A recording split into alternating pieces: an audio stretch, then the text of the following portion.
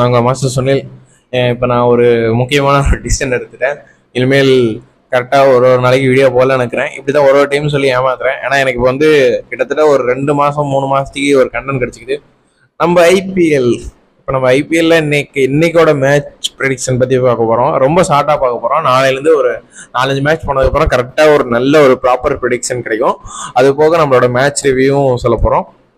உங்களுக்கு இந்த மாதிரி ஐபிஎல்லை பற்றி ஒரு சில நியூஸ் எல்லாம் தெரிஞ்சுக்கணும்னா குட்டி குட்டி நியூஸாக இருந்தாலும் சரி, ஆனால் நல்லாயிருக்கும் தெரிஞ்சுக்கணும்னா நம்மளோட சேனலை சப்ஸ்கிரைப் பண்ணிடுங்க. மறக்காமல் அப்படியே யாருக்காச்சும் ஒரு 10 பேருக்கு ஷேர் பண்ணிடுங்க. வாங்க வீடியோ கிளம்பலாம்.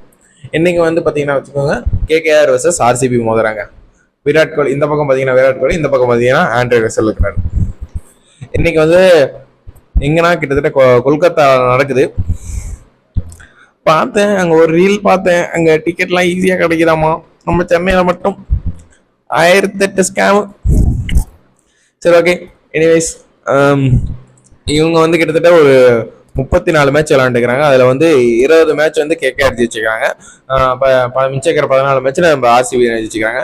இதில் என்னன்னா, இப்போ வந்து ஆர்சிபிக்கு வந்து இது 18வது வருஷம் நுழையிறாங்க. ஈஸா லாக்கப் நம்பதுன்னு சொல்லிட்டு இந்த வருஷமும் ஜெயிக்கட்டும்னே சொல்லி வாழ்த்தியே அவங்க அனுப்பலாம்.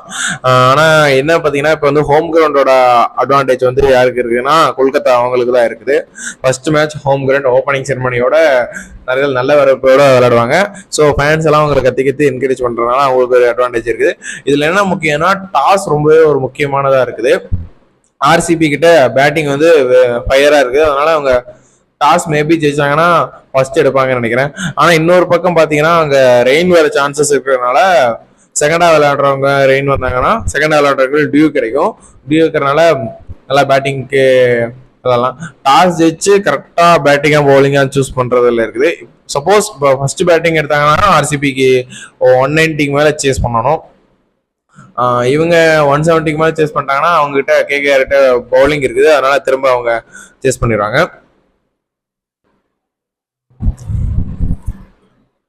ஸோ இந்த மேட்ச் வந்து நம்மளோட ப்ரெடிக்ஷன் படி சரியா போச்சுன்னா கேகேஆர் வின் பண்ண சான்ஸ் இருக்குது. ஸோ இப்போதைக்கு ஐபிஎல் ஸ்டார்ட் ஆக போகிறதுனால உங்களுக்கு நிறைய டீட்டெயில்ஸ் சொல்ல முடியல. மேபி இந்த மேட்சோட நாளைக்கு என்ன நடந்துச்சுங்கிற மாதிரி போடலான்னு இருக்கிறேன். மேக்ஸிமம் நான் கொண்டு போகிறது நமக்கு வர காமெடி சென்ஸ் மூலயமா ஒரு காமெடியாக கொண்டு போகலான்னு பார்ப்பேன். என்ன பிரச்சனைனா, நமக்கு காமெடி வராது. It's okay. முடிஞ்ச வரைக்கும் ஒரு நல்ல ஒரு இன்ட்ரெஸ்டிங்காக கொண்டு போக பார்க்குறேன்.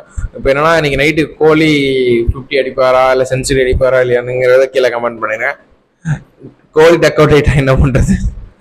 அதுக்கும் ஒன்றும் பண்ண முடியாது. சம்டைம்ஸ் நடக்கக்கூடியதான்.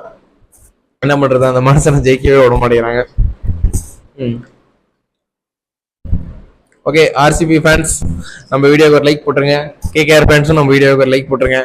ஆனால் மேட்ச் ப்ரெடிக்ஷன் படி கேகேஆர் ஜெயிக்கணும்னு போட்டிருக்காங்க. நம்மளோட பர்சனலாக ஒன்று எதுனா ஆர்சிபி ஜெயிக்கணும். ஆனால் போன டைம் பண்ணீங்க பிளே ஆஃப்ஸ் அவ்வளோ கஷ்டப்பட்டு போனாங்களே. சரி, ஓகே. இந்த டைம் ஆச்சு கரெக்டாக போயிட்டு கரெக்டாக ஜெயிச்சிருவாங்க. இன்னைக்கு இந்த மேட்ச் பார்த்துட்டு நாளைக்கு நம்மளோட ப்ரிவியூ பார்த்துருவோம். மறக்காம ஸ்டே டியூன்ட்.